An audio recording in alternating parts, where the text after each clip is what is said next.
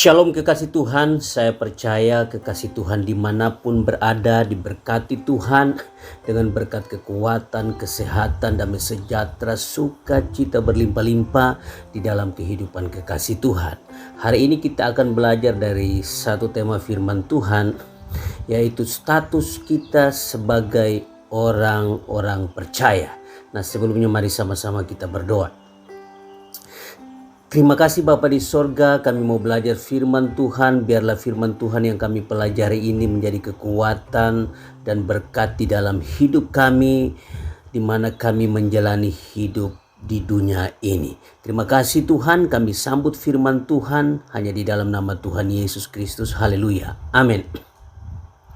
Status kita sebagai orang-orang percaya, kita buka di dalam Yudas ayat pertama. Karena kitab Yudas ini hanya satu pasal, maka kita akan baca di dalam ayat yang pertama. Demikian firman Tuhan. Dari Yudas hamba Yesus Kristus dan saudara Yakobus, kepada mereka yang terpanggil, yang dikasihi dalam Allah Bapa, dan yang dipelihara untuk Yesus Kristus. Nah, kekasih Tuhan, dalam ayat ini kita menemukan tiga status kita sebagai orang percaya yang harus kita sadari, yang bisa menguatkan kita menghadapi menjalani hidup di dunia ini. Nah, kita lihat status yang pertama, yaitu kita dipanggil dalam rencana Allah. Kita baca lagi ayat yang tadi. Demikian firman Tuhan, dari Yudas hamba Yesus Kristus dan saudara Yakobus, kepada mereka yang terpanggil. Garis bawahi kalimat yang terpanggil. Nah, kekasih Tuhan, status kita yang pertama yaitu kita dipanggil dalam rencana Allah. Nah, dipanggil untuk apa? Dipanggil untuk masuk dalam rencana Allah. Nah, Bapak Ibu kekasih Tuhan, coba kita renungkan sebentar. Siapa kita ini sehingga Tuhan memanggil kita untuk masuk di dalam rencana Allah yang besar? Kita yang dulunya adalah orang berdosa, yang dipanggil Allah untuk keluar dari hidup yang lama, ya hidup yang berdosa, dan diselamatkan untuk turut serta dalam rencana Allah yang besar di dunia ini. Nah, kekasih Tuhan, rencana besar Allah yaitu keselamatan, dan kita dipanggil untuk mengambil bagian di dalam rencana Allah itu, yaitu untuk memberitakan Injil kebenaran dan ajarkan yang benar kepada semua orang, mengajarkan kebenaran kepada semua orang, terutama saudara seiman kita, agar mereka kuat dalam iman mereka untuk menghadapi dunia yang jahat dan sesat ini. Nah, kekasih Tuhan, ingat baik-baik, siapapun kita dan apapun latar belakang kita, kita dipanggil untuk masuk dalam rencana Allah yang besar. Nah, kekasih Tuhan, saya percaya ketika kita masuk di dalam rencana Allah yang besar, maka Allah tidak pernah tinggalkan kita.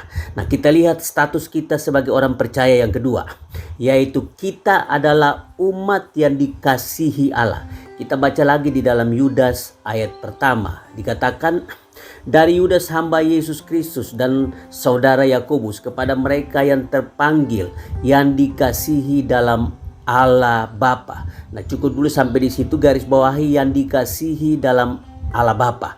Nah, kekasih Tuhan, kita bukan hanya dipanggil untuk masuk dalam rencana Allah, tetapi kita juga dikasihi Allah. Siapa kita ini sehingga Allah mengasihi kita? Kita adalah bagian dari orang-orang yang dipilih Allah untuk dikasihi. Ini luar biasa, kita harus bangga, kita harus bersyukur. Karena di sekian banyak orang yang ada di dunia ini, kita termasuk di dalam orang-orang yang dipilih Allah untuk dikasihi. Jadi kekasih Tuhan, bukan karena kita baik lalu Allah mengasihi kita, tetapi karena anugerah Allah kita dipilih untuk menikmati kasih Allah ketika kita masih berdosa. Di dalam Roma 5 ayat yang ke-8 sangat jelas di sana. Ketika kita masih berdosa, Allah mengasihi kita.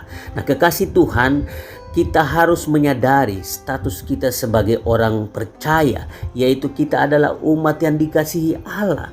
Ketika kita menyadari akan hal ini, maka iman kita tidak mudah tergoncangkan. Iman kita akan kuat hidup di dalam dunia ini. Iman kita akan kuat menghadapi tantangan pergumulan hidup di dunia ini. Nah, kekasih Tuhan, Allah mengasihi kita bukan sesaat, bukan 1-2 hari, tetapi kekal selama-lamanya. Allah mengasihi kita. Kalau Allah mengasihi kita, maka saya percaya dalam keadaan yang saat ini kita hadapi, Allah tidak pernah tinggalkan kita. Karena Allah mengasihi kita kekal untuk selama-lamanya. Nah, kita lihat status kita yang ketiga sebagai orang percaya, yaitu kita dipelihara untuk Kristus. Kita baca lagi Yudas ayat pertama. Dari Yudas hamba Yesus Kristus dan saudara Yakobus, kepada mereka yang terpanggil, yang dikasihi dalam Allah Bapa, dan yang dipelihara untuk Yesus Kristus.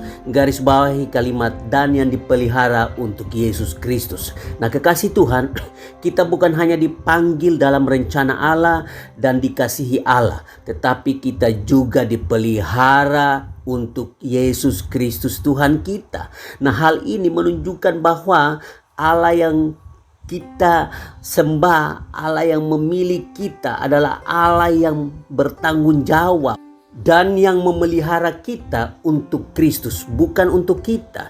Jadi kekasih Tuhan, Allah memelihara kita itu bukan untuk diri kita, tetapi untuk Kristus. Nah, kata dipelihara untuk Yesus Kristus artinya Allah memelihara kita untuk melakukan apa yang dilakukan Kristus ketika ada di dunia ini, dan hidup sama seperti Yesus.